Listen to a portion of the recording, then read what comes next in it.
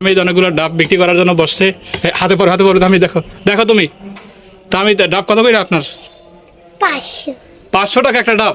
হ্যাঁ। একটা ডাব 500 টাকা? দেখি কোন ডাবটা 500 টাকা, একটু বাইর করে দেখান তো, জায়গায় দেখান তো।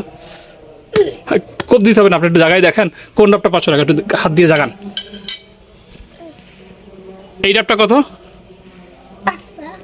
500 টাকা? একটু কম রাখা যায় না? যাবে না। কোনো কম রাখা যাবে না?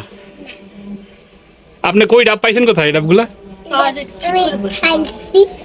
কোথায় পাইছেন? আপনাদের গাছে হয়েছে? একটু জায়গায় দেখান তো, আপনি জাগাইতে পারেন? ওই যে দেখুন। এই দেখেন তাহমিদে ডাব বিক্রি করতেছে, একটা ডাব নাকি 500 টাকা। 500 টাকা? চারটা ডাব কত?